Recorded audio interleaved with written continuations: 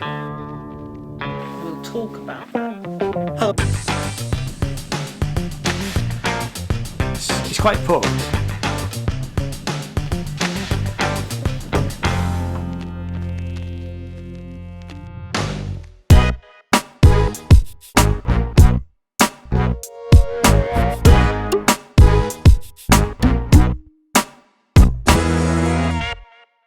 Hello and welcome to the channel. My name is Ian. This channel is all about music and art, and this is a video about the sale of Moog music to the larger brand collecting company called inMusic. Now, I have a checkered past with the Moog synthesizer. I struggle between Moog and Moog because I'm Yorkshire. I've only ever owned one, and it was the Moog Prodigy back in the mid-80s, and I have to say I hated it. Wouldn't stay in tune, was unpredictable, and eventually went up in flames at a gig, so I never bought another one. And I've since found, reading this book, it's an excellent book, that Bob Moog had nothing to do with the Prodigy, as he no longer owned the company.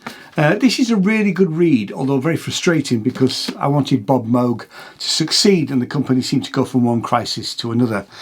And it seems the problems of Moog music in this latest incarnation of Bob Moog's legacy are not over, really. So over the years I have mellowed my opinion of Moog synthesizers, and in 2016 I recorded an album using a virtual Moog Model D, and I now have software Moog Model Ds, Model 15, the inMusic, but on both iPad and desktop, and I love them. They're fantastic recreations. I also have a hardware Model D clone from that B company who shall remain nameless. It's actually sat over here. So while I always thought that Moog hardware synths were expensive and overpriced in a very competitive marketplace, having looked at how Moog music production line works, I'm not surprised at the cost because it seems very labour intensive. And I have to say it looks quite inefficient, but there again, I am no expert. I mean, there is a video of a Moog music employee spending 3 hours building a Model D, which is interesting if you can't sleep. I'll put the links to all the factory videos in the description down below if you're interested in that sort of thing. But things haven't been going well for Moog music for a while. And in 2021, Hannah Green, a former Moog employee, sued Moog music for misogyny and discrimination, but I have to say this case was later dismissed in 2022. Now, it is true that Moog music is apparently an employee-owned company, and in June 2022 Moog music employees tried to launch a union drive as Moog Workers Unite, and there is some footage of their first meeting which we'll have a look at. Cool. Hello, thank you all for coming.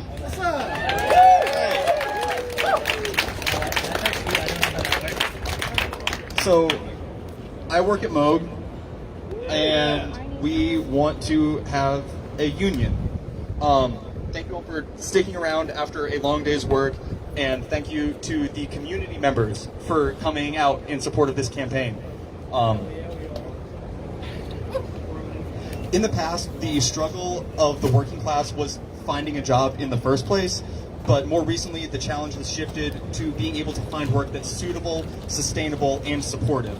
There's a quote from labor movement history, ask for work. If they don't give you work, ask for bread. But in Asheville in 2022, we've got work and are still having to ask for bread because our wages are not sustainable.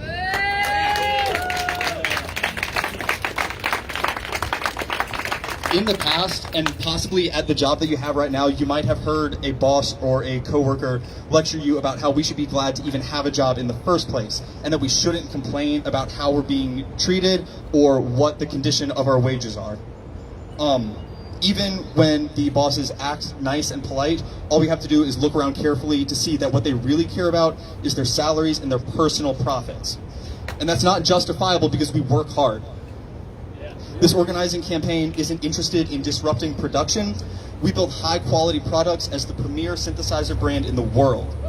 We design software, we build hardware, we make decisions about quality standards, and we make so many amazing things in the factory. And what does the boss make besides money?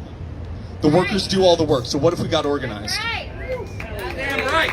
We deserve a place at the table with the executives and their banker friends. Workers with problems like unlivable wages, denial of time for ample breaks, an unsafe or unhealthy workplace during an ongoing pandemic, discrimination or sexual harassment or people who have these complaints are often afraid that there's nothing we can do to push back against these abuses. Those who try to push back on their job are often subjected to harassment, discipline without cause, or firing, and we've already seen this. If you have a problem, you might be afraid to complain, but this is why labor unions were first formed. Problems which seem insurmountable for one worker alone are often easier to correct when we act as part of a group of employees. A lot of us are unhappy with how the company has been doing lately, and it's cathartic to commiserate with coworkers about our conditions, but it does little besides provide temporary relief for our mood. The executives have been asking for second chances in the form of, oh, just wait until later this year or even next year, and then we'll start making more money again. And they've offered false concessions in the form of various meetings and committees that have wasted time and postponed material results. But again, the catharsis of quote-unquote being heard isn't enough, not without a contract that locks in our rights as workers.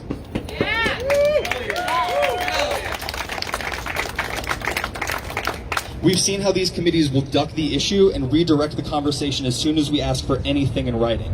And what a union has to offer us is an avenue to guarantee meaningful, good faith bargaining for contract proposals that are built upon everyone's input to meet our needs.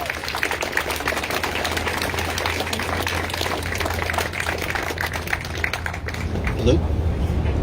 Wasn't planning on saying anything, but I'm just going to shoot from the hip. Louder. I work in technical support. My title is Technical Support Assistant. I've been with Moog for 9 years. Thank you. I still make less than a living wage. Yep.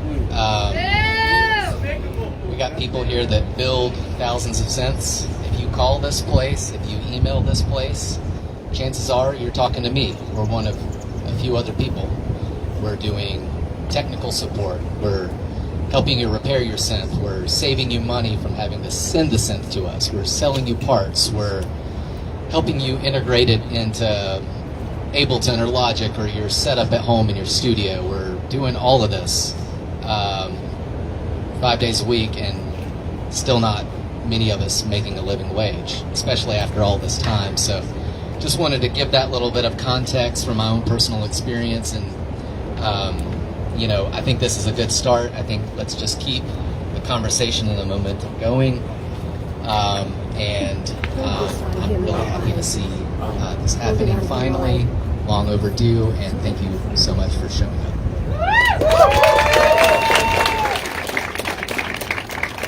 I wanted to speak for a second about the marketing that's on the packaging with all of our instruments. Oh, yeah. Every single package contains a label talking about it's built in Asheville, North Carolina, at Moog Music, which is an employee-owned company. And that's not entirely true. It's an employee stock ownership program where the workers have 49% of the stock ownership, and he rocks back and forth. So you have to watch. CEO Mike Adams has 51%. So, yeah, technically employee owned, but in effect we have no way to affect our daily living, like working conditions. And we need to be able to have that power over it, especially if they're going to invoke being a North Carolina company. And I'm reminded of the state motto, which is to be rather than to seem. And it just strikes me as hypocritical that they're going to seem like they're an employee-owned company when we don't have any of the worker power at our workplace.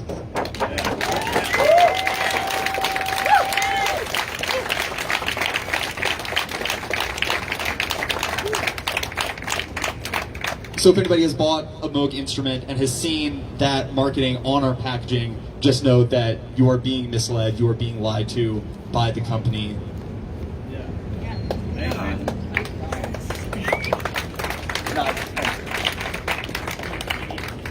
Hey y'all, I'm Michaela. I used to work here at Moog until the most recent round of layoffs, which, if you've seen the post on Mountain Express, our press release, a disproportionate number of those who were laid off were either trans or people of color. Now, they probably just looked at names on a spreadsheet and numbers on a spreadsheet and tried to equate our human value into numbers. But it still means that they really, really fucked up. Yeah, I used to work here and loved it. The people here are amazing. The people who work here, the people who make the instruments you buy, they are lovely people. They're some of the greatest people I've met. And it honestly has helped me like turn myself around in like terms of like, hey, these are cool people to model myself after. This is a cool ethos to find myself in. But then you have the company of Moog, whom like to express an open door policy. You know how the CEOs do. And I did. I went and talked to Joe Richardson several times. Had a few conversations with him and with the people in HR, just asking questions, helping organize a compensation committee within the company that the executives wanted to set up to. Who knows? And in the end, we don't know why anyone was fired, because we weren't given a justification. We have no transparency into the company. We're told there's nothing else that could be done. But without a contract, we can't verify that. We don't know how they made these decisions, and they could have made these decisions justly, but I'll leave that to y'all to figure out, because...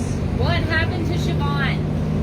Why? Siobhan was Why? an employee of, what was it, 18 years? Yep. 18 years, who in the layoff before the most recent round of layoffs was let go because her position on a piece of paper was deemed not necessary.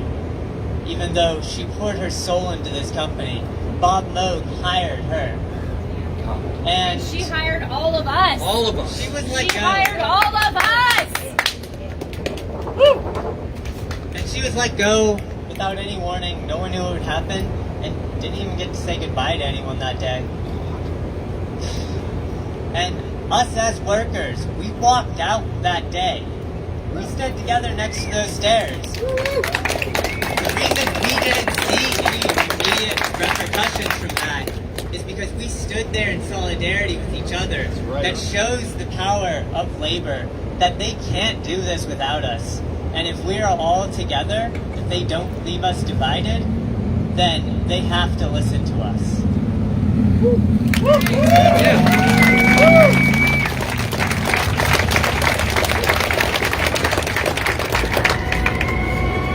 I want to speak specifically to the Moog employees in the crowd. I don't know how much I was supposed to even say before, but I don't know what I'm supposed to say now. You all know what it is in there, what it's like. And you know the promise...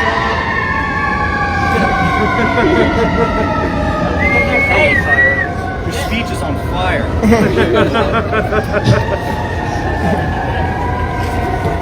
Anyways, that there are promises being made to the employees here, but those promises mean nothing without a contract. They are words in the wind. Joe told me there wouldn't be any more layoffs, and I was laid off, so I don't trust him. Sadly, the union seemed to falter by September 2022, and this was their last tweet on their Twitter page. We have seen union-busting measures from execs, including intimidating all user emails, impromptu meetings and closed-door interrogations.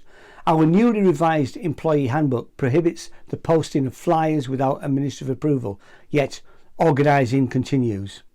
#Labour Day. The website is also closed now, and I don't think the employees had the voting rights on this decision to sell the company, as the 62 employees own 49% of the company's shares, while the CEO, Mike Adams, owns 51%. And according to Nick Batt at Sonic State this week, the employees have all been paid out. But if anyone knows any more information on this, please let me know in the comments and I'll pin the information to the top.